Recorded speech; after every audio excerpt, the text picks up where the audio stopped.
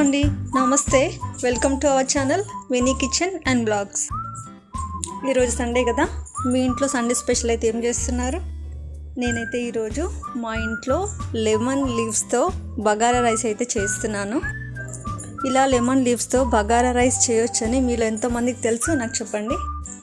నేనైతే రీసెంట్గా అమ్మ వాళ్ళ ఇంటికి వెళ్ళినప్పుడు అమ్మ చేసినప్పుడు చూశాను. నాకు టేస్ట్ అయితే చాలా బాగా నచ్చింది. మనం రెగ్యులర్గా చేసుకునే జీరా రైస్, బగారా రైస్ కంటే ఇది నాకు టేస్ట్ చాలా డిఫరెంట్గా అనిపించింది. ఈ రైస్ అయితే నాన్ వెజ్ కర్రీస్లోకి అయితే చాలా టేస్టీగా ఉంటుంది. ఎలా చేసేయాలో ఒకసారి చూసేయండి. ముందుగా స్టవ్ ఆన్ చేసేసుకుని ఒక ప్యాన్ పెట్టేసుకుని దాంట్లో 2 టేబుల్ స్పూన్స్ ఆయిల్ వేసేసుకోండి.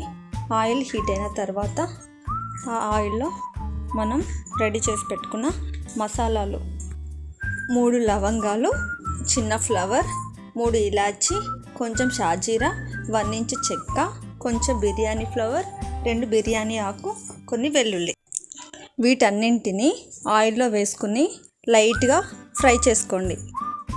నేనైతే బగారా రైస్ ఎప్పుడు చేసినా కూడా చాలా లైట్ మసాలా అయితే యూస్ చేస్తానండి. ఎందుకంటే ఆల్రెడీ మనం కర్రీస్లో హెవీగా మసాలా వేస్తాం కదా, మళ్ళీ రైస్లో కూడా మసాలా అంటే అసలు తినలేం కదా.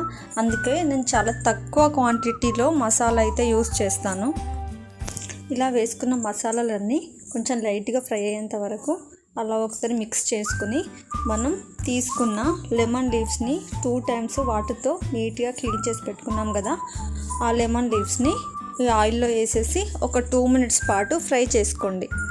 లీవ్స్ చాలా ఫ్రెష్గా ఉన్నాయి కదా, నేను ఎస్పెషల్లీ ఈ రైస్ కోసమనే నేను మాకున్న చిన్న ప్లేస్లో నేనైతే లెమన్ ప్లాంట్ అయితే పెట్టుకున్నాను.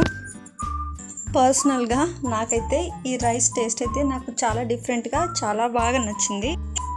లెమన్ లీవ్స్ ఇలా ఫ్రై అయిపోయిన తర్వాత మనం దీంట్లో కొంచెం కొత్తిమీర యాడ్ చేసుకోండి. కొత్తిమీర యాడ్ చేసేసుకుని ఒకసారి బాగా మిక్స్ చేసుకున్న తర్వాత అదే ప్యాన్లో ఒక 1/2 స్పూన్ అల్లం వెల్లుల్లి పేస్ట్ కూడా యాడ్ చేసుకుని ఒకసారి బాగా మిక్స్ చేసుకోండి.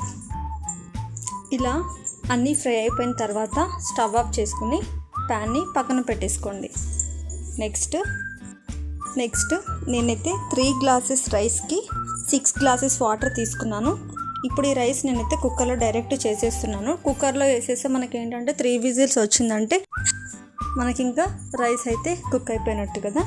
దానికోసం మనం ముందుగా ఫ్రై చేసుకున్న మసాలాలు ఉన్నాయి కదా, ఈ రైస్లో మనం ముందుగా ఫ్రై చేసి పెట్టుకున్న మసాలాలన్నీ వేసేసుకుని ఒకసారి రైస్ని బాగా తిప్పేసుకోండి. బాగా ఒకసారి మసాలాలన్నీ వేసేసి రైస్ని ఒకసారి బాగా కలిపేసుకున్న తర్వాత ఆ రైస్లో మనం కొంచెం సాల్ట్ కూడా యాడ్ చేసేసుకోవాలి. ఒక 1/2 స్పూన్ సాల్ట్ యాడ్ చేసుకోండి. ఆల్రెడీ మనం కర్రీస్లో సాల్ట్ అయితే యాడ్ చేసి ఉంటాం కదా, ఒక 1/2 స్పూన్ సాల్ట్ యాడ్ చేసి సరిపోతుంది. ఇలా అన్నీ వేసేసిన తర్వాత ఒకసారి బాగా కలిపేసుకొని మూత పెట్టేసి కుక్కర్ని హై ఫ్లేమ్లో 3 విజిల్స్ రానివ్వండి.